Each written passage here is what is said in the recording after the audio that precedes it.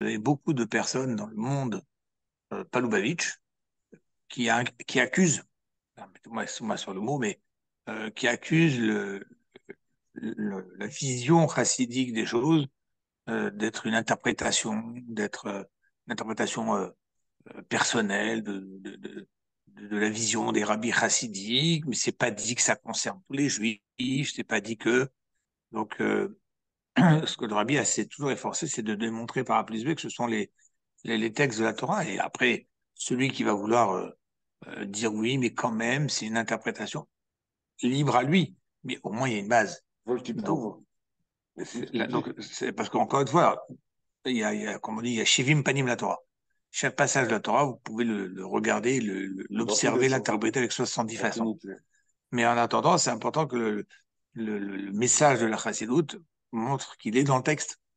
Et là, on va voir donc plusieurs, plusieurs sources, et cet ensemble de sources va nous conduire. C'est presque à la rigueur, même plus besoin du rabbi à la fin pour voir l'évidence vers laquelle ça nous L'évidence. amène.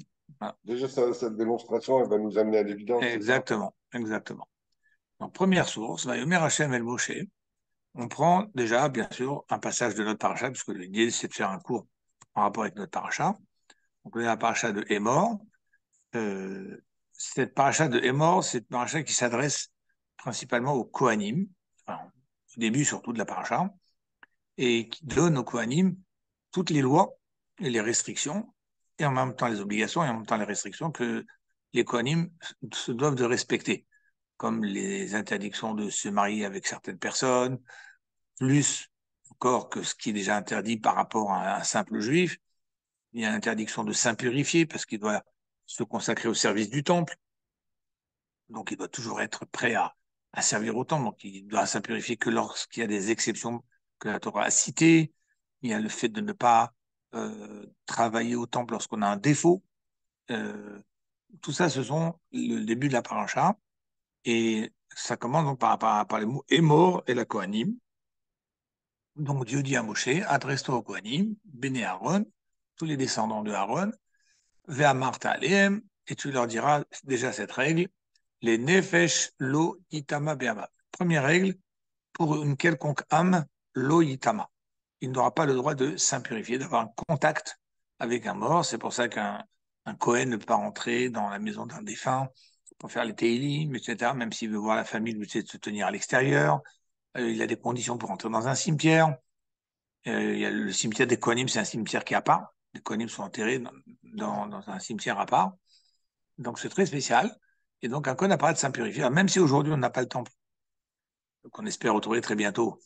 Mais les Kohanim doivent garder certains comportements pour garder comme une sorte d'habitude. D'habitude, pour ne pas se retrouver le jour où le temple arrive, que tout est nouveau pour eux. Donc il y a certaines choses qu'on doit quand même garder. Et donc cette distance avec l'impureté qui vient de ce verset, les nefesh lo itama be'ama. Pour une âme au contact d'une personne décédée, lo itama, il n'aura pas le droit de s'impurifier. Alors il y a le mot en plus que vous remarquez qui est be'amav, parmi son peuple, que de là on apprend parmi son peuple, c'est-à-dire tant que le défunt est décédé dans un endroit où c'est un endroit habité, où il y a d'autres personnes, il y a un peuple, entre guillemets, qui peut s'occuper de lui. Et par déduction, on comprend de là que si un Cohen un jour est confronté à devoir s'occuper d'un mort et il n'y a personne d'autre qui ne peut s'en occuper, il n'y a que lui, alors il doit s'impurifier pour cette personne parce que ça devient à ce moment-là un met mitzvah, un défunt sur lequel c'est une mitzvah de s'en occuper. Alors, il y a bien sûr, dans le cas où vraiment il ne trouve personne, mais c'est pour ça que le Torah dit ici, Béhama ne s'impurifiera pas pour un mort parmi son peuple. C'est-à-dire, tant que le mort est dans un peuple, étant entouré de personnes qui peuvent s'en occuper de ce mort à sa place. Maintenant, vous remarquerez aussi au début du verset, regardez, on va reprendre le début du verset, va Yomer Hashem el Moshe est mort el la Kohanim, dit au Kohanim, Béné Aaron, descendant de Aaron, et regardez ce qu'il y a marqué juste après, Vea Martha Aleem, est mort, Vea Martha, redondance, dit, adresse-toi au Kohanim, Vea Martha Aleem, et dis-leur. C'est a priori un bis repetitas. Qu'est-ce que nous dit Rashi? C'est la deuxième source, donc, Emor el Kohanim, adresse-toi au Kohanim, et Rashi relève cette redondance, Emor vers Martha. Pourquoi il y a deux fois? Les Azehir Gdolim à l'Aktanim. Parce qu'ici, la Torah me donne une règle fondamentale, c'est que les grands ont aussi la responsabilité de ne pas laisser les enfants faire tout et n'importe quoi. Donc ce n'est pas parce qu'il n'est pas bar mitzvah, il n'a pas encore d'obligation, c'est pas grave s'il le fait. Les adultes ont pour obligation de faire attention que les enfants s'éduquent dans le chemin de Torah mitzvot. Et donc il y a certaines choses qu'on peut laisser faire à un enfant. Vous allez me dire, par exemple, manger à Yom Kippour. Évidemment, on ne va pas l'obliger à jeûner. Mais mettre, par exemple, des chaussures en cuir, on sait tous qu'à Kippour, on ne met pas de chaussures en cuir. Bien, on ne peut pas laisser un enfant dire, ah, mais moi, je vais aller à la synagogue avec ces chaussures. Je les aime bien, elles sont super, ouais, c'est mes préférées. Et il s'avère qu'elles sont ces baskets en cuir. Il dit, ah, non, mon chéri, t'es bien gentil, mais aujourd'hui, c'est Kippour, il n'y a pas de. Et même si, malgré tout, il va discrètement il les met parce qu'il a très envie de les mettre, nous avons l'obligation de l'en empêcher. Et non, c'est Kippour aujourd'hui, tu ne choses pas de. Manger, je ne peux pas l'empêcher parce que c'est vital pour un enfant. Mais les chaussures en cuir, par exemple, je donne vraiment un exemple pour montrer que un adulte ne peut pas juste fermer les yeux et dire bon, c'est pas grave, c'est un petit, il n'est pas bar mitzvah, il ne comprend pas encore. Là, ici, de ce verset, vous avez ici est mort vers Martha. Répétition pour dire tu parles aux adultes vers Martha pour faire allusion que les adultes doivent aussi se sentir concernés de ce qui se passe avec les petits. Je n'arrive pas à comprendre le glissement, hein, parce que là, dis-leur, mais dis-leur que de ne pas se souiller aux enfants, de ne pas se souiller avec un cadavre. Pourquoi on dit là tous les autres interdits comment on passe de l'interdit? Là, regardez, ils disent, dis-leur, nul ne doit se souiller pour le cadavre d'un de ses citoyens. Oui. Après, parle aux Kohanim, enfin aux adultes, et avertis les enfants de ne pas transgresser cet interdit, pas les interdits. Et vous me parlez, enfin, vous glissez sur les interdits. Là, on parle, vous avez raison, là, on parle des coanimes qui doivent aussi faire attention à ce que les enfants ne s'impurifient pas. Oui, ça, je Ça, vous avez. comprends. Mais après, on va voir qu'il y a des parallèles qu'on va faire entre les obligations des coanimes et du peuple juif, qui après va montrer aussi que cette obligation va s'appliquer pour les grands Israël, qui ne sont pas coanimes, qui doivent aussi, dans leur commandement, faire attention que les enfants ne respectent. Donc mais là, là, vous vous nous avez. donnez la fin. Vous nous, ce que vous Non, venez j'ai de dire donné. là, c'est le raisonnement par lequel on va arriver, au raisonnement que vous arrivez, que vous avez dit là. Entre autres. Mais si vous voulez, là, vous avez raison de dire que ce texte-là, il s'adresse a priori aux Kohanim pour les enfants Kohanim. On va en rester là. Après, on Très verra bien. la suite. Autre référence, Akadosh Baruch Hu on va lire un passage dans l'Haftara de cette semaine. Alors, vous savez que l'Haftara, c'est un texte qui a été choisi à une époque où on avait un roi qui a voulu déraciner la Torah du peuple juif. Et il a dit aux Juifs, vous voulez venir à la synagogue, venez, mais vous sortez pas la Torah. Et il a mis des gardiens partout pour que les Juifs ne lisent pas la Torah. Et il savait que c'était l'oxygène du peuple juif. Donc les sages ont réagi et ont dit bon, ok, il veut pas il veut pas qu'on sorte le Sefer Torah. Ce qu'on va faire à la place, on va sortir les livres des hagiographes, les prophètes, etc. Vous savez, tout ce qui est la suite de la Bible. Dans la Bible, vous avez les 5 livres, le Pentateuque, 5 livres. Et après, vous avez les prophètes, les hagiographes. Donc les sages sont partis choisir des textes dans l'autre partie de la Bible qui ont dit ce texte-là rappelle quel était le contenu de la sidra qu'on aurait dû lire dans le Pentateuque. Et on a fait ça pendant quelques mois. Et après, quand ce roi est mort, son décret est parti avec lui. Donc on a de nouveau eu le droit de ressortir la Torah. Mais on n'a pas voulu à ce moment-là ranger, mettre de côté les textes qui nous ont servi de substitut à la paracha. Donc les Chachamim ont dit, on va, par kavod, par respect pour ces textes-là qui nous ont bien aidés pendant cette période difficile, à nous rappeler de la paracha, eh bien, même si maintenant on retrouve la lecture de la paracha, on va quand même garder la lecture de ces textes, qu'on va rappeler ça Haftara. Et Haftara, ça veut dire en hébreu rajouter. Comme vous avez dit le soir de la Haggadah, à la question du sage, de l'enfant sage, on lui dit c'est quoi la réponse à sa question. On a des fois du mal à comprendre. On lui dit En maftirin achara pesach afikoman. On ne doit rien rajouter après avoir mangé la ficomane. Bon, En maftirin, maftir, ça veut dire rajouter. Donc, Haftara, c'est un rajout. Mais en même temps, pour ne pas que les gens pensent que ces textes qui viennent en dehors des 5 livres sont d'une importance équivalente à celle des 5 livres. Garder à l'esprit que celle des 5 livres, c'est une sainteté qui n'a pas d'équivalent, même si on s'est servi d'autres textes pour rappeler l'absence de la lecture des 5 livres. Donc, ils ont fait quelque chose qui permet de marquer la différence et de dire, voilà, on va garder ces textes qui nous ont servi pendant cette période. On va donc continuer à les lire après avoir lu la section de la Torah qu'on a eu le droit de relire maintenant. Mais par contre, ce qu'on va faire, c'est qu'on va relire les derniers versets, les 5, 6, 3 derniers versets de la paracha pour introduire cet Haftarah, pour dire que l'Haftarah n'existe que parce que il y a la Torah, que parce que ils ont remplacé à un moment la lecture de la Torah. C'est toujours marqué le fait qu'on ne peut pas se passer des 5 livres de la Torah. Donc voilà pourquoi il y a ce système. Donc on lit la paracha, une fois qu'on lit, on fait un kaddish. Toujours après la lecture de la Torah, on fait un kaddish pour dire on a terminé la lecture l'obligation de la lecture de cette semaine. C'est Moshe Rabbeinu qui a partagé les lectures de toute la Torah sur un an. Et après le Kaddish, on relit quelques versets de la Torah, ce qu'on appelle le maftir, pour dire, voilà, ces versets-là vont nous permettre d'introduire l'Haftara, et après, on fait des bénédictions sur l'Haftara, parce que c'est aussi une institution rabbinique. Donc, c'était juste une ouverture une parenthèse pour expliquer c'est quoi le principe de la Haftara. Et donc, toujours dans l'Haftara, on trouvera un lien avec la paracha. Donc là, on va faire une source que l'on tire de l'Haftara. Vea Kohanim Aleviim Bene Tzadok. Un prophète vient parler au nom de Dieu et s'adresse au peuple juif en disant que tous les prêtres, on dit Kohanim Léviim, parce qu'en fait, les Kohanim, à la base, sont une famille qui vient de la tribu de Lévi. Aaron, le premier Kohen, est lui-même un descendant de Lévi. Bene Tzadok sont ceux qui, plus tard, dans les lignées des Kohanim, ont été les descendants d'un Kohen qui s'appelait Tzadok le Kohen. Shambro et Mishmeret Migdashi, qui ont continué à préserver mon temple.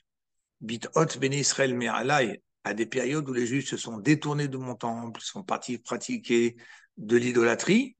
Mais eux, c'est quoi, Nimla et Ben Tzadok, qui sont restés fidèles au temple. Ils ont dit, nous, on ne connaît qu'un seul Dieu, qu'un seul temple. Hema Yikrevu Elai les Charteni. C'est eux qui vont s'approcher, qui ont été sélectionnés pour être ceux qui vont été considérés mes fidèles. Et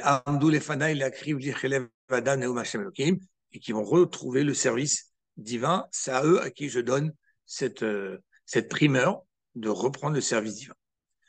Ami Yoru, et à mon peuple, ils seront des enseignants, c'est Kohanim. Ben Kodesh Lechol, pour leur apprendre à faire la différence entre ce qui est sacré et ce qui est profane. Ben Tamel et Taor, faire la différence entre ce qui est impur et pur.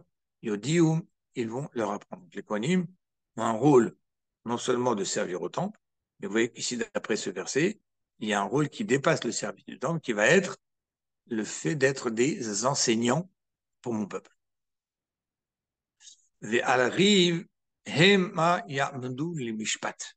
Et ce sont eux qui seront les juges pour les différentes discordes. Et c'est eux qui appliqueront mes lois dans les différentes discordes qu'il y a entre les bénis Israël. Et Torotai vetrokotai bechol moadai yishmoru. Tous mes règles, mes enseignements, mes obligations de tous les fêtes que j'ai demandées, c'est eux qui en seront les garants. Et c'est eux qui seront garants aussi de faire en sorte que la sainteté du Shabbat soit préservée au sein de mon peuple. Voilà. Donc, qu'est-ce qu'on a vu ici? On a vu ici, première source, les Kohanim qui ont une mission dans laquelle, qui est de ne pas se contenter de penser qu'eux-mêmes, mais aussi pour les petits. On a vu les Kohanim qui ont été finalement hissés au rang des hauts responsables qui vont être la référence toranique de tout le peuple juif et qui vont même être ceux qui vont juger. Et pourquoi les Kohanim? Qu'est-ce qu'ils ont eu de spécial? Et le Rambam, maintenant, va sortir une source du Rambam concernant la loi des Kohanim et les Lévi'im. On va voir que les Lévi'im, lorsqu'on est rentré en Israël, Josué, Yoshua, qui a pris la suite de Moshe Rabbeinu, a partagé toute la terre d'Israël à toutes les tribus. Mais il y a une tribu qui n'a pas eu de part en Israël. C'est la tribu de Lévi. Et le Rambam explique, Velama lozach Lévi. Pourquoi la tribu de Lévi n'a pas mérité Menachal, la terre d'Israël, une part d'héritage dans la terre d'Israël comme les autres tribus. Ou Bébizata, et dans son butin, Im Erav, comme tous ses autres frères, Mipne chez Ouvdal, la Avod et Hachem, les Charto. Parce que c'est une tribu qui a été mise à part pour être consacrée au service de Dieu, ou les Oroth des Rachav et Isharim, ou Mishpatav. Celle qui a été missionnée d'être les enseignants, les guides des enseignements de Dieu, des lois de Dieu, l'arabim pour la communauté. Neymar, comme c'est marqué dans une des bénédictions que Moshe Rabbeinu il a dit avant sa mort, il a béni toutes les tribus. Et lorsqu'il a béni la tribu de Lévi, regardez ce qu'il a dit dans les mots de la bénédiction. Yoru mishpatecha le Yaakov. C'est eux qui enseigneront. Yoru, c'est comme Torah, Moré, Mora. C'est eux qui enseigneront tes lois à Yaakov, les Torah l'Israël et ta Torah au peuple juif. Et donc, qu'est-ce qu'on a dit? Ces gens-là, ils sont les garants de l'authenticité de l'enseignement de la Torah. Et pour justement les aider à préserver cette authenticité, qui ne soit pas gâchée, souillée ou tronquée par des intérêts personnels, par différents mouvements d'influence, par de la recherche de financière, on a dit, bah, vous êtes exemptés de tout ce qui est challenge matériel. Vous n'avez rien à faire avec le matériel. On doit tout vous donner. On doit vous donner le maaser, on doit vous donner la trouma. Le maaser, c'est pour les Lévis, la trouma, c'est pour le Kohen. On doit faire plein de prélèvements. On donne aux Kohen et aux Lévis pour qu'eux n'aient pas à chercher à devoir travailler, à avoir une parnassa, à être des agriculteurs, à être des commerçants, parce qu'eux, ils doivent se consacrer à étudier la Torah et d'en être garant de sa transmission. Les firach uvdelu midarki haolam. C'est pour ça qu'eux, ils ont été volontairement par Dieu et séparés, mis à part des obligations naturelles de devoir subvenir à une parnassa. L'ochin milchama, on ne les convoque pas lorsqu'il y a une guerre. Ils ne participent pas, ils ne sont pas convoqués à la guerre, qui est char Israël comme le reste du peuple juif. Velo nochalin, ils n'ont pas d'héritage, parce que qui dit héritage dit après s'occuper d'agriculture. Donc, avant, tout le monde avait un petit lot d'agriculture parce qu'il avait hérité de son père, de son grand-père et grand-père, etc., depuis le moment où on avait partagé la terre d'Israël. Ce qui faisait que les gens avaient toujours une occupation agricole. Et eux, non. Pourquoi? Parce qu'on ne voulait pas qu'ils aient leur esprit occupé avec la terre. Donc, eux, ils n'héritent pas et ils n'acquièrent rien par un travail personnel dans le sens de parnassa étrangère. Et là, Em Chel Hashem, ils sont l'armée de Dieu. Chez Neymar, Barech Hashem Chelo. C'est marqué dans la bénédiction de Lévi, que Dieu bénit la force de Lévi. Veu Baruch Uzochel Lahem, chez Neymar, Ani Chelkach Venachalatecha. Et Akadosh Baruch c'est lui qui se préoccupe de faire en sorte de pouvoir à ce que eux auront besoin. Et c'est pour ça qu'on a imposé au peuple juif de faire des prélèvements de leur récolte, différentes choses. Quand il y a un Bechor, ça appartient au Cohen. Enfin, il y a des choses qui sont consacrées au temple, ils en ont une part. Tout ça pour dire parce que eux, vous avez votre parnassa, votre nourriture qui est assurée pour ne pas être dépendant de qui que ce soit. Et là, une fois qu'on a décrit la dimension exceptionnelle de la tribu de Lévi et des Kohanim, là, le Rambam, il ajoute un mot qui est vraiment, un mot qui est très puissant et qui s'adresse à chacun d'entre nous. Et pas uniquement à ceux qui sont en Kohen. Regardez bien ce qu'il dit. Velo shevet Lévi bilvad.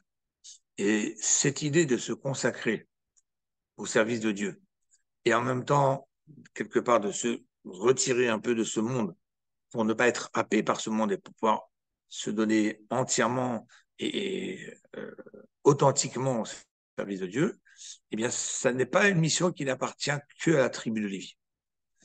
Dieu, il a quand même donné des lois obligatoires que les Lévim doivent respecter, les Kohanim doivent respecter, mais Akadosh Baruch Hu, en fait, a voulu donner un exemple de tout celui qui veut se hisser au rang du Lévi.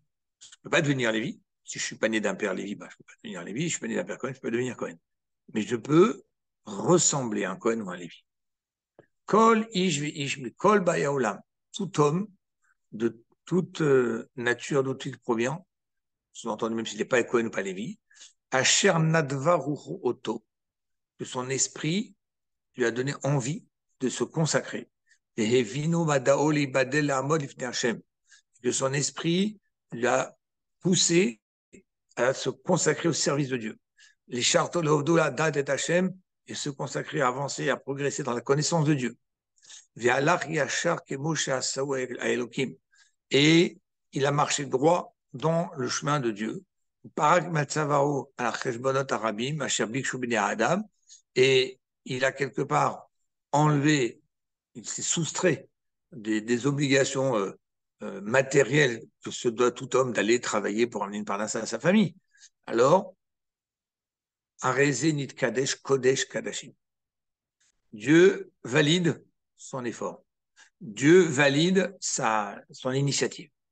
Et il verra que Akadosh Baruch Hu pourvoira à tous ses besoins pour lui permettre d'avancer et de continuer à progresser dans son choix. Et Akadosh Baruch Hu pourvoira en sorte Dieu fera en sorte qu'il aura tout ce qu'il aura besoin dans ce monde-là.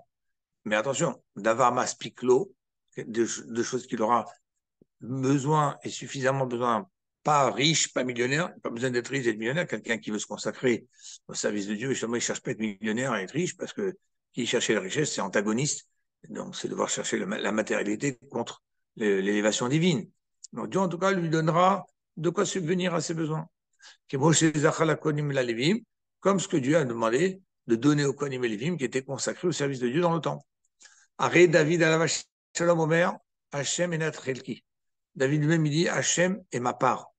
Ata Tomer Gorali. C'est lui qui soutient mon sort. Shaya Lahem et Saned. Alors, donc ça, c'est des mots du Rambam. Donc maintenant, voyons comment ça se propage, comment l'idée s'étend à tous les sages qu'il y a dans chaque génération. Shaya Lahem et Saned Dola, Shiniach Moshe. Ils avaient pour mission les grands sages que Moshe Rabbeinu a laissés derrière lui, tels que Yoshua, Josué qui a pris la suite, Pinchas ben Eleazar, Pinchas qui a remplacé Aaron, le frère de Moshe.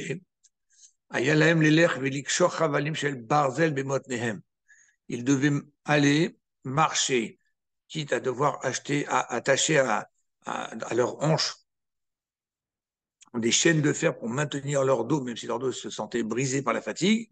Pour faire quoi? Et à relever les bords de leur tunique pour pouvoir marcher dans les chemins, et aller faire le tour dans toutes les villes juives. Yom Echad, un jour, les Lachish, tu dois aller dans la ville qui s'appelle Lachish. Yom Echad, Bethel, un jour tu dois bouger, aller dans un autre endroit qui s'appelle Bethel. Yom Echad, Hebron, un autre jour tu vas à Hebron. Yom Echad, Yerushalayim. Vechen, Bechol, Bekomot Israël, Lilamdot Israël. Ils avaient pour mission de devoir assurer que la Torah soit étudiée dans tout le peuple juif. En ma'amidin besanedrim elanashim chachamim onvonim. Et c'est pour ça que les membres de cette grande assemblée ne devaient être que des gens sages, érudits, avec un grand bagage de Torah. Mouflagim bechormat Torah baledea meruba. Des gens qui avaient des années d'études derrière eux. Yodim ktsat mishar chochmot. Et pas seulement de la Torah, mais ils devaient aussi apprendre les autres sciences, voire même sorcellerie qui existaient dans le monde. Kegon, Refuot, Cheshbon, Kufot, connaître la médecine, connaître les calculs de mathématiques, connaître les calculs sur les périodes qu'il y a dans le monde, sur les différentes l'été, l'hiver, quand est-ce que le soleil et la lune ils se rencontrent, les étoiles, connaître quelles étaient les méthodes aussi de tous les sorciers, comment ils utilisent la sorcellerie, pourquoi? Parce que si je veux savoir est-ce que j'ai le droit de faire tel ou tel, est-ce que j'ai le droit de consulter, est-ce que j'ai le droit d'écouter telle ou telle personne qui vient me dire, tu sais, j'ai vu d'après les astres, la Torah m'a interdit. Mais il y a des choses que j'ai le droit d'entendre, d'autres que je n'ai pas le droit. Comment moi vais-je savoir ce que j'ai le droit ou pas? Ben, eux, ces Chachamim, ils apprenaient ces sciences pour savoir à quel moment ça c'est permis, ça c'est interdit. Donc, s'ils l'apprenaient, ce n'était pas pour eux. Ils l'apprenaient pour savoir comment transmettre au reste du peuple juif ce qui était interdit ou pas. Les Hevle Avodah Zara, toutes les futilités d'idolâtrie, ils devaient aussi les apprendre. Un jour, par exemple, j'ai eu ici une réunion de copropriété au-dessus des copropriétaires au-dessus de la synagogue, et ils ont dit assemblée générale dans la salle de la paroisse de machin de Saint-Justin, je sais pas quoi. Ou la paroisse, machin, qu'est-ce que j'y vais pas. Il a fallu rechercher. Est-ce que c'était un endroit où il pratiquait le culte, ou bien est-ce que c'était une salle attenante dans laquelle il se réunissait pour, même si c'était pour des cours de catéchisme, etc., mais il ne pratiquait pas le culte là-bas. C'est comme une salle de cours, de réunion. Même si ça se trouve dans cette salle, il y avait peut-être aussi des tableaux, des croix, de machin, etc. À partir du moment où le lieu n'était pas un lieu où il y avait la pratique du culte, donc c'est pas une église, j'avais le droit de rentrer. Et qui va me le dire si c'est pas un rave qui a étudié ce que c'est la Vodazara, ce que c'est le culte, que c'est machin. Donc ça, c'était le rôle de tout ce grand Sanhédrin, de tous les membres qui devaient tous être des gens très très érudits dans tous les domaines de la Torah. Et il fallait, avant de les nommer, être sûr que c'était tous des gens très aguerris dans leur sagesse, les Koma, des gens qui avaient une taille qui impressionnait, les Mar et qui avait un aspect qui inspirait le respect, Nevoné Lachash, chez Yedou al Shonot, qui connaissait beaucoup de langages, qui était chez les Sanhédrin Shoman Pipi Tourgeman, pour éviter que au maximum qu'on ait besoin de traducteurs pour être sûr d'avoir les versions authentiques.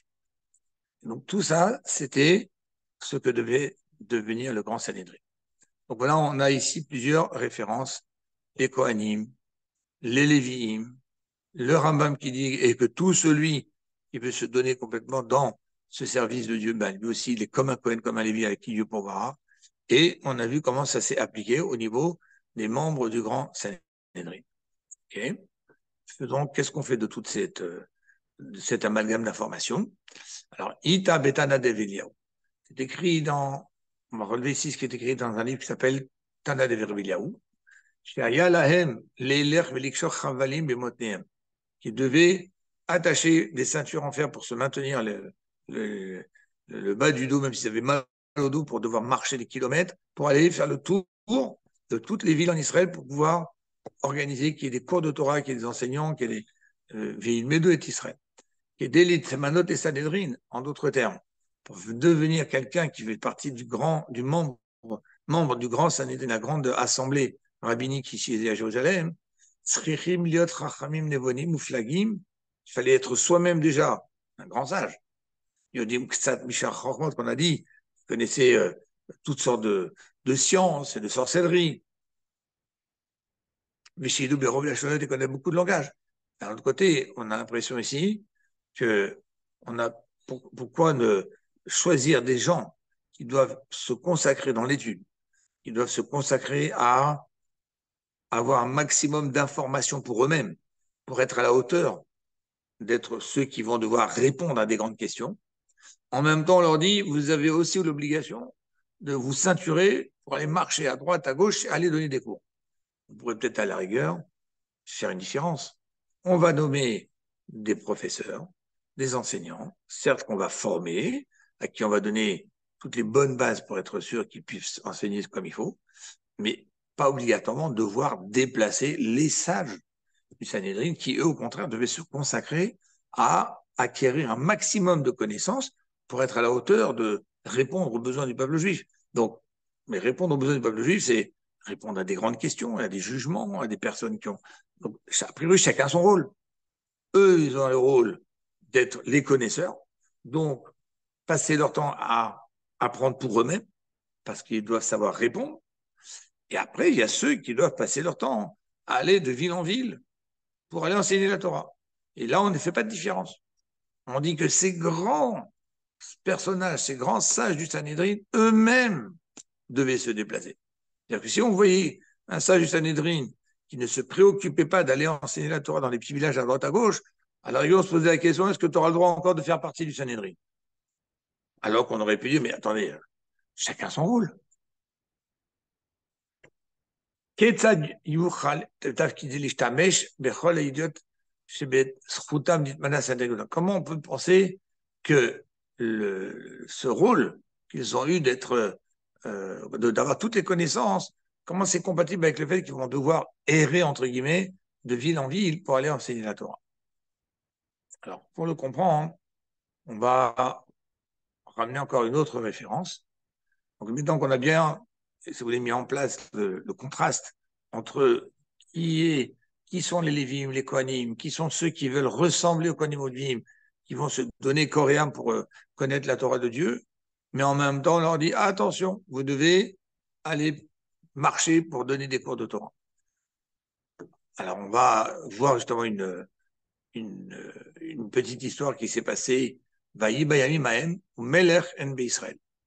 Il y avait une période durant laquelle il n'y avait pas encore de roi officiel dans le peuple juif. Avant qu'on ait nommé le premier roi, qui était le premier roi juif, Saül, qui a précédé David. Vayi Ish Levi, Gar Biyarketer Ephraim, Vekarlo Isha Pilegesh, Bebet Lechem Yehuda. Une histoire très difficile qu'on va mentionner ici, mais qui va en même temps alimenter notre question. Pourquoi ce sont ces grands personnages qui devaient aller de ville en ville? Donc,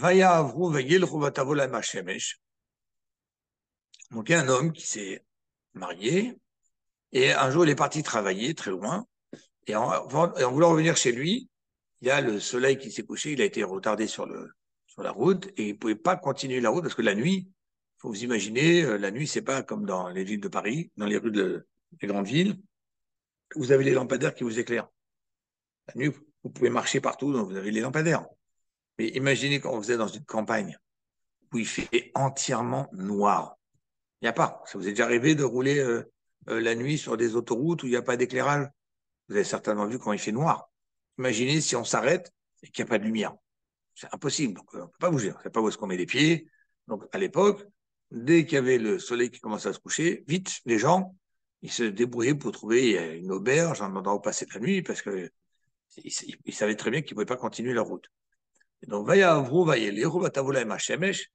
pendant leur retour, ils ont voulu rentrer chez eux, ils se sont, la Giva chez les Binyamin, et ils se sont arrêtés sur les collines de la région qui appartenait à Binyamin, une des 12 tribus.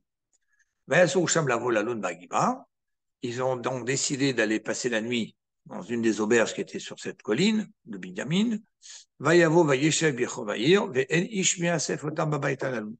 Ils se sont assis dans la ville et personne n'a voulu les recevoir.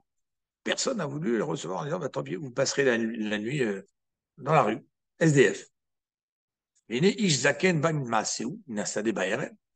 à ce moment-là, donc, le soleil est en train de se coucher, il y a un vieillard qui rentre de son travail qu'il avait dans les champs. Et cet homme-là, lui, provenait d'une autre contrée qui s'appelait la contrée de Ephraim. Et il habitait dans cette colline qui était donc dans la région de Binyamin, alors que donc tous les gens qui habitaient là-bas sont des gens de Binyamin.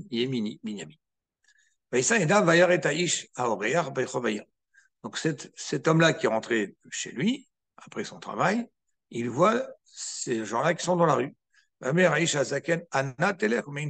est-ce que tu vas? D'où tu viens? Je proviens des montagnes de Yehuda et j'ai traversé par ici pour retourner vers les montagnes d'Ephraïm, parce que je viens de là-bas.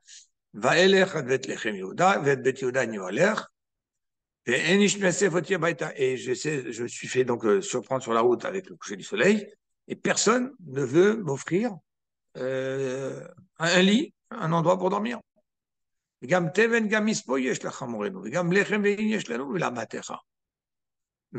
on ne demande rien d'autre. On a de la paille, on a du foin, on a du pain, on a du vin. On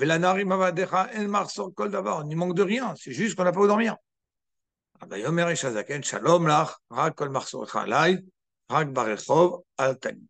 Écoute, il n'y a pas de problème, il n'est pas question que tu dormes dans la rue. Il a donc amené cette personne chez lui. Et il les a reçus correctement, il leur a donné de l'eau pour pouvoir se laver. ויצאו כל בני ישראל, ותקהל העדה כאיש אחד למידן ועד באר שבע, וארץ הגלעד אל השם המצפה. Il y a eu tout d'un coup un grand rassemblement, plein de juifs qui sont venus. ויתייצבו פינות כל העם, כל שבטי ישראל, בקהל עם אלוקים, 400,000 איש רגלי שולף חרב, 4,000 personnes. Et qu'est-ce qui s'est passé? Alors là, ils ont volontairement enlevé un petit passage, mais que je vais quand même vous donner par cœur. En fait, ce qui s'est passé, c'est que il y a des gens, des bandes de voyous, qui sont rentrés chez eux, qui n'étaient pas d'accord avec ce vieux qui leur a donné, parce qu'en fait, c'était des gens qui avaient un mauvais comportement dans cette ville, et ils n'ont pas été contents que ce vieux les a reçus. Donc, qu'est-ce qu'ils ont fait? Ils sont tombés sur ce vieux, et ils ont violenté tous les gens qui étaient dans la maison, et la femme qui était avec eux, ils ont abusé d'elle. Et après, une fois qu'ils l'ont abusé d'elle, ils l'ont jeté devant le seuil de la porte, ils sont partis. Et lui, le lendemain, il s'est réveillé de toute cette difficulté qu'ils l'ont fait subir, et il a trouvé sa femme morte sur le seuil de la porte. Donc, qu'est-ce qu'il a fait? Il a découpé sa femme en morceaux, et il a envoyé un morceau à chaque chef de tribu, chaque responsable dans chaque tribu dans tout Israël, pour leur dire, regardez ce qui se passe ici, dans cette ville de la montagne de Binyamin. Et donc là, ça a fait un grand scandale. Et du coup, tous les chefs de tribu se sont dit, mais qu'est-ce que c'est que cette histoire? Ils ont commencé à demander aux responsables de la tribu de Binyamin de faire enquête et de livrer ces gens-là, ces malfaiteurs-là, pour les juger, pour les condamner, et ils n'ont pas voulu. La tribu de Binyamin s'est mise à vouloir protéger ces malfaiteurs. Et là, il y a eu à ce moment-là un rassemblement de tout Israël qui ont décidé de faire la guerre fratricide entre les autres tribus et la tribu de Binyamin pour punir Binyamin de couvrir ses malfaiteurs. C'est là où le passage nous dit Vayetzukol ben Israël vatika elaïda keshechad. Donc toute l'assemblée d'Israël s'est rassemblée comme d'un seul cœur, de Dan vers Beersheba, donc depuis la région de Dan jusqu'au sud d'Israël, Beersheba, Eretz Gilad, y compris la terre de Gilad qui était de l'autre côté du Yarden, pour venir se dire à Binyamin, on n'est pas d'accord avec ce que vous faites. ויתייצבו פינות כל העם, כל שבטי ישראל בקהל עם האלוקים, 400,000 איש, 400,000 personnes. שולף חרב, tous avec leur épée.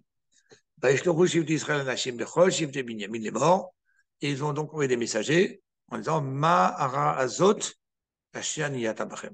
Qu'est-ce que c'est que cette exaction qui a été faite chez vous et que vous ne réagissez pas? ועתתנו את האנשים בני בליעל, livrez-nous ces gens-là. Hacham Bagiva qui habite chez vous, qu'on imitem pour qu'on les condamne, Israël, et qu'on fasse ce que Dieu nous a demandé de détruire le mal du peuple juif. Vélo à vous. Mais la tribu de Binyamin a refusé. Binyamin dit Shema, Bekol, Achem, Ben Israël n'ont pas voulu écouter la demande de leur frère. Donc, vous voyez, Asfou, Binyamin, Midari, Magivata. Eux, ils ont dit, vous voulez faire la guerre? Nous aussi, on va faire la guerre. La tête, la Milchama, Ben Israël. Pour faire la guerre contre les autres tribus. Ils ont réussi à réunir 26 000 hommes. Sholef Rerev, Levad, Miyoshve Agiva, Itpogdu Shvameot, Ish Bachou, plus 500 jeunes hommes très forts. Pikola Mazé Shvameot, Ish Bachou, Iter Yadimino, Koze Kolia Be'evench Alashara, Velo Yachati, tous étaient présents avec des frondes qui étaient leur arme préférée. Israël, Itpagdou, Levad Binyamin, Arba Beotelefis, et comme on a dit, les Juifs, eux, s'étaient rassemblés à 400 000, Kolze Ish Milchama, et tous des vaillants guerriers. Vayasem Israël Orvim, Elagiva Savim, donc les 400 000 qui venaient des autres tribus ont mis partout des embuscades. Vayalou Ben Israël El Ben Binyamin, Vayam Bashlishi, Vayachol Lagiva Bapam Bapam, et les Juifs ont commencé à avancer vers la colline de Binyamin pour faire un champ de bataille. Vayetsu Ben Binyamin Nikrataam, eux, les gens de Binyamin sont sortis, et Nat Kuminaïr, ils se sont écartés, donc éloignés de leur ville principale. Vayechalou Lakot Miam Chalalim Kepa Bepam, Bemsidot Asher Tachat Betel, Vechad Bigam Shbastel et Israël. Ils ont commencé à frapper, mais ils étaient assez puissants, les gens de Binyamin. Et Vayom Robin Binyamin, Nigafim Hem Lefaneno Kiparishona. Ils sont en train d'être battus, ils nous tournent le dos, ils sont en train de fuir. En fait, c'était un piège pour que les gens de Binyamin pensent que les autres sont en train de fuir, et comme ça, ils vont leur courir derrière. Mais l'idée, en fait, c'était d'éloigner tous les soldats de Binyamin des villes, pour qu'après, ceux qui étaient dans les cachettes rentrent dans les villes et viennent après par derrière eux pour les attraper après en sandwich. C'était une technique de guerre. Israël donc on donne ici des explications un peu géographiques. Et il y avait ceux qui étaient mis en piège, qui se sont levés. Donc, tout ça, vous pouvez lire aussi en français. Mikol Israël Veda, avec un combat très dur. Mais eux, les gens de Binyamin, n'ont pas capté le mal qu'on était en train de leur préparer. Israël, et finalement, ils se sont fait battre par les autres tribus. 125 000 morts, Kol Ele parmi tous les guerriers de Binyamin. Non, Shema, Thomas, Otam, Shivim Aleph, Shenagu, Bigat, Memin, Bidema, Neagu. Tu vas me dire, peut-être tu peux te poser la question, mais pourquoi ils ont mérité d'être tués? Et Fichayalem, Sanedrim, Dola, Shinir, Moshe, Yoshua, Pinchas, Benazar, l'alerte, Likshor, Havalim, Shel Barzel. C'est ce qu'on a dit tout à l'heure. C'est parce qu'en vrai, eux, pourquoi il y a eu aussi des morts, à part les morts de Binyamin, il y a aussi des morts dans les autres rangs du peuple juif, parce que eux, en fait, c'est vrai, ils se sont réunis pour faire cette guerre, pour faire un jugement, mais ils auraient dû prévoir le problème en amont. Ils auraient dû faire en sorte qu'il y ait des enseignants dans tout Israël, y compris dans la région de Binyamin. Et s'il y a eu ce qui s'est passé dans la région de Binyamin, c'est parce qu'il a manqué là-bas des enseignants de Torah. Il a bien mal à qu'on a dit tout à l'heure de devoir prendre soulever les pans de leurs vêtements pour marcher. Comme on a dit tout à l'heure, je ne sais pas pourquoi ils ont mis à peu près le même texte, mais pendant 2-3 ans, ils auraient dû placer partout des enseignants, jusqu'à ce que les Juifs soient installés dans leur terre, mais avec la Torah. Et pour que le nom de Dieu soit grandi. Mais ce devoir qu'on a parlé qu'ils avaient le devoir faire, ils ne l'ont pas fait. Et là, qu'est-ce qui s'est passé quand les Juifs sont rentrés en Israël avec Yoshua? Chacun s'est occupé de sa région. Chacun s'est occupé de prendre possession de sa part d'héritage. Chacun s'est occupé de sa vigne, les yénos, de ramasser, de vendanger son vin, le sadéo, de faire la récolte de son champ. Et chacun a dit, moi j'ai sauvé mon âme, et n'ont pas voulu prendre sur eux cette lourde responsabilité de devoir s'occuper des autres et de devoir quitter chez eux pour aller enseigner la Torah à droite à gauche. Les fichar, dans cette colline de Binyamin, il n'y avait malheureusement là-bas pas de makom, d'endroit de Torah. C'est pour ça que ça a coûté 70 000 morts à, justement, regardez le chiffre qui n'est pas au hasard, c'est 70 000, c'est comme les 70 membres du Sanhédrin. C'est-à-dire qu'il y a eu 1000 morts par membre du Sanhédrin qui n'a pas fait son travail. Mi harag et kol ele, et Omer lo harag otam et la Sanhédrin Gdola, Pinchas Belazar, qui les a tous tués en fait? C'est pas, ce sont des Sanhédrim à Oreget Echad Bisham Nikhat Chovlanit. Ce ne sont pas des gens qui ont été condamnés par le grand tribunal rabbinique. Rabbi Elazar ben Omer, Echad Eshim Shana, que même si tu fais un condamné à mort un tous les 70 ans, on te considère être un tribunal assassin. Mais c'est ce qu'il nous dit après dans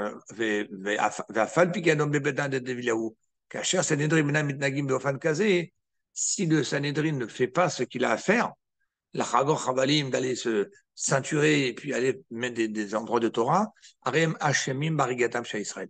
Et bien, quelque part, c'est comme si que eux, le Sanhédrin, étaient responsables de la mort de ces 70 000. Parce que les 70 000 morts qu'il y a eu, c'est sur leur dos, du fait que c'est arrivé à cause qu'ils n'ont pas enseigné la Torah dans ces endroits-là. Ve'ainu, par la conséquence de leur non-préoccupation d'instaurer, d'asseoir la Torah dans toutes les villes.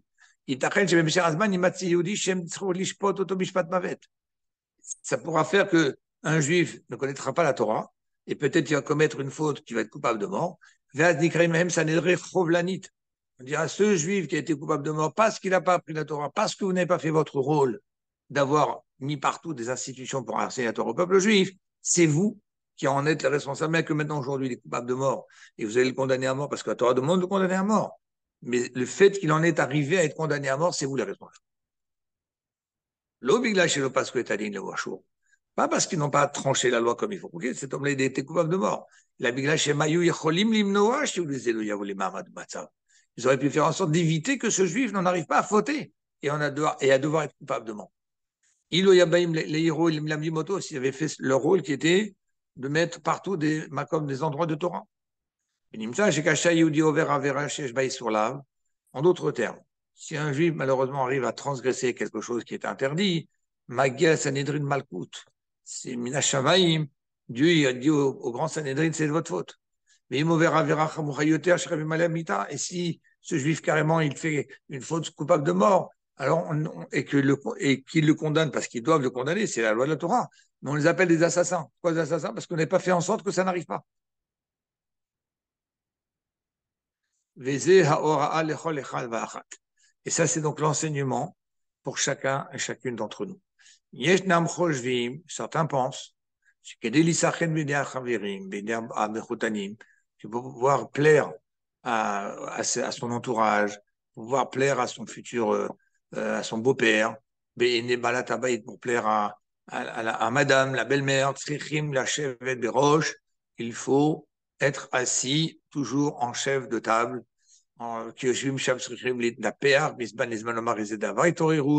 il faut parfois un petit peu se gonfler, comme on dit, et montrer qu'on est capable de sortir un mot de Torah. Et on pense qu'avec ça, on a fini notre rôle. Et bien, enseignement, qui fiche Kvarya Olamim, c'est pas quelque chose de récent, c'est Sanhedrin Gdola Yashvu Lomdim Gdolim était assis au Sanhedrin des grands érudits. Yadonig les Torah Nista des Torah, connaissait tous les Chidushim la Torah, en tous les domaines de la Torah, même le côté ésotérique. Comme on a dit, connaissait aussi la médecine, la sorcellerie, les mathématiques. Pour pouvoir trancher les lois. La Falpiken. Quelle était la médaille qui leur donnait cette grandeur? L'argan motnem bechavalim. De se ceinturer les hanches pour aller marcher et pour aller enseigner la Torah. L'arzor est d'aller chercher l'Ob Yerushalayim, pas dans Yerushalayim qui était déjà une ville pleine de Torah. C'est trop facile. Mais comme c'est marqué, Mishpat, Tiv, Shayuba, Abba Meotushmonim Bate Midrashot. Il y avait là-bas 480 maisons d'études à Yerushalayim. Donc, c'est pas là-bas qu'on a besoin que les sages aillent pour enseigner la Torah. Et là-bas, Yarod Israël, Kedeshmon, la Tiliodi, mais dans les villes éparpillées d'Israël, pour sauver un juif, mais Mita, qui n'en arrive pas à faire quelque chose qui le rend coupable de mort. Ou carré, ou coupable de retranchement, ou bien même transgression simple.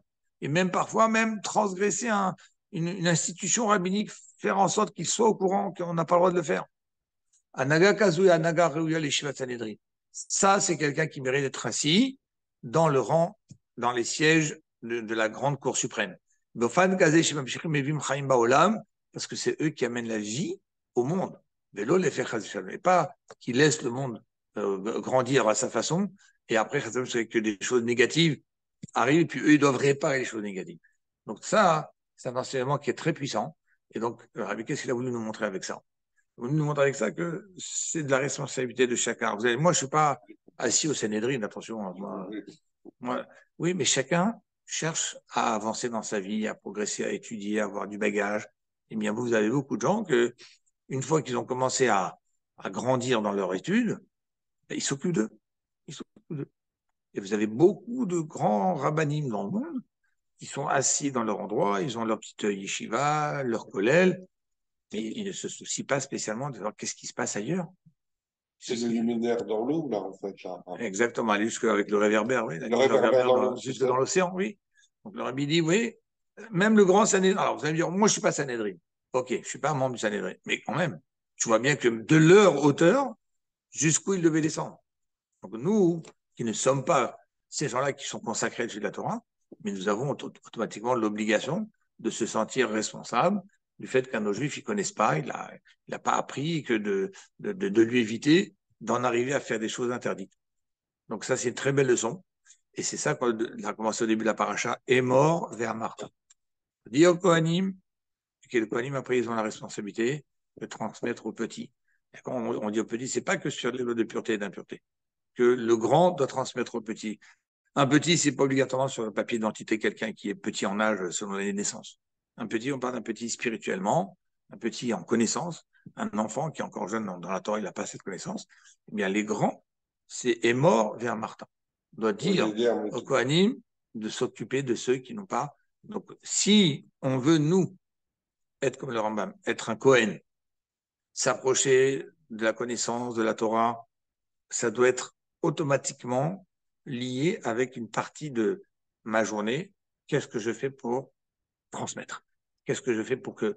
C'est ce qui est dit dans le premier paragraphe du schéma. Alors, dans le C'est-à-dire, premier paragraphe du schéma, on oui, doit transmettre. C'est Pestinal, écrit, tam tu levanecha. transmettras, Ouais, ouais, tu porteras la Torah. Il y en a qui vont vous dire, oui, mais c'est marqué à tes enfants. Moi, j'ai la Oui, responsabilité de mes enfants. vous l'avez Mes expliqué, ça. enfants. Les autres, non, C'est- on vient de dire, le Vous vous Sanhédrin, souvenez, c'est vous pas en que à avez ses parlé de enfants. ça. Bien Vous sûr, avez ce été n'est dans pas que à ses enfants. un courant religieux très particulier, vous vous souvenez, Oui, mais vous aujourd'hui, il n'y a avez pas parlé de ça. qu'un courant, il y a beaucoup.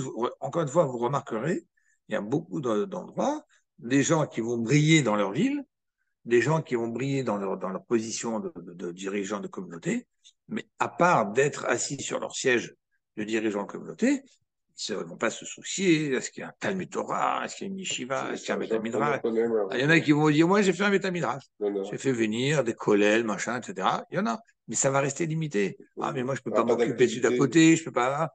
Je suis au courant que ça manque, il y a une faiblesse ou il y a un manque dans tel ou tel endroit, ok, je ne peux pas tout faire. Comme on dit, on a vu là, la vidéo du Rabbi, là, Shabbat, on voit un morceau d'une intervention du Rabbi. Le Rabbi dit que l'urgence aujourd'hui, c'est de faire en sorte que chaque enfant ait une éducation juive. Que ce soit une colonie de vacances, que ce soit un centre aéré, que ce soit une école juive, que ce soit un Talmud Torah. Même la cantine. Le Rabbi dit que, sous prétexte qu'on n'a pas d'argent, on dit j'ai pas d'argent, donc je ne peux pas créer la structure. Le Rabbi dit l'argent, on peut l'emprunter. L'argent, on finit toujours par le rembourser. Et par contre, un enfant à qui on n'a pas donné une journée d'éducation, c'est perdu. Perdu, c'est pas attrapable. Tu ne sais pas qu'est-ce que demain il va faire avec. Et même si demain tu l'attrapes, cette journée que tu lui as pas donné aujourd'hui d'éducation, tu ne sais pas comment plus tard ça peut lui faire un défaut et qui va, Dieu préserve, mal tourner parce qu'un jour il n'a L'offrir pas. à mon oncle. Dieu préserve. Pas l'offrir à mon oncle. Et je vais terminer avec une histoire qui est marquée dans la Gemara au sujet de Rabbi Chia. La Gemara raconte que Rabbi Chia, qui était un des sommités rabbiniques de son époque, était très vénéré, très respecté, personne ne voulait le déranger, parce qu'on savait que son étude était importante pour trancher des choses très, très, très importantes dans le monde de la Torah. Et puis un jour, ils ont vu que Rabbi Chia est parti acheter un champ. Pourquoi Rabbi Chia achète un champ? On s'est tous cotisés dans la ville pour qu'il ait tout ce qu'il a besoin parce qu'on veut son étude. Il est parti acheter un champ. Et de ce champ, il a acheté des graines de lin. Et il a commencé à faire de l'agriculture de graines de lin. Les gens se sont demandé, mais qu'est-ce qu'il veut faire? Des graines de lin, il faut pousser du lin. Du lin, il fabrique des fils de lin. Des fils de lin, il fabrique des cordes de lin. Des cordes de lin, il fabrique des filets. Les gens sont de surprise en surprise. Mais qu'est-ce qu'il va faire avec tout ça? C'est du temps, tout ça. Et qu'il ne consacre pas son étude. Avec des filets, il part à la chasse. Il a chassé des daims cachers qu'il a abattus rituellement. Il a distribué la chair et des peaux. Les gens pensaient, il voulait faire de la bonté pour les gens, pour les veaux. Non, pour ne pas faire de gâchis. Il récupère les peaux, il a tanné les peaux avec toutes les odeurs, ce que ça représente, toute la fatigue. Une fois qu'il a tanné les peaux, il s'est mis à faire du parchemin. Et une fois qu'il a fait du parchemin, il a commencé à retranscrire les cinq livres de la Torah sur ces parchemins. Et il a fait comme ça des dizaines de copies. Et après, il est parti avec ses dizaines de copies, il est parti dans des villes, petits villages perdus, où il n'y avait personne pour enseigner la Torah. Et il a commencé à réunir des enfants. Et quand il a réuni des enfants, il a fait, écoute, moi, j'ai pas le temps de rester ici pour étudier les 5 livres de la Torah avec vous. Je vais faire 5 groupes. Et on va étudier chacun un livre de la Torah. Et je vais enseigner à chacun un livre de la Torah différent. Et après, une fois que chacun connaîtra bien son livre, il enseignera aux autres pour que tout le monde connaisse les 5. Comme ça, je vais pouvoir après aller dans d'autres villes. Et donc, du coup, les Chachamim m'ont vu comment il est parti démultiplier l'enseignement de la Torah dans des villages perdus. La Gemara a terminé en disant, et cette phrase-là, le Rabbi la relève, on nous demande de faire attention à la grammaire de cette phrase. Qu'est-ce qu'il y a marqué dans la phrase? Gedolim Maase Ria. Grandes sont les actions de Ria. Le Rabbi relève une interrogation. Et bon, on dit grandes sont les actions. A priori, qu'est-ce qui est grand? C'est ce qu'il a fait à la fin, d'avoir cette action, d'avoir propagé l'étude de la Torah. Non, les Chachamim m'ont dit les actions. Il y a quoi les actions? Depuis le début, tout ce qu'il a fait d'aller passer par cultiver le champ, moissonner, travailler, qui était pour arriver finalement, avec toutes les étapes, tanner, chasser, pour arriver au final d'enseigner la Torah, toute cette chaîne qui a été utilisée pour enseigner la Torah, eh bien, les sages ont dit Guédolim. Tout ça, ce sont des très grandes actions. On pourrait penser, mais en quoi c'est une grande action d'aller cultiver? En quoi c'est une grande action d'être un tanneur? Si l'intention qu'il y a dedans, c'est que dans cette action, je veux qu'elle aboutisse à permettre à ce qu'il y ait encore une étude de Torah par ici, une étude de Torah par là, etc. Donc, toutes mes actions, même les plus banales, les plus profanes, elles sont considérées d'une grandeur exceptionnelle.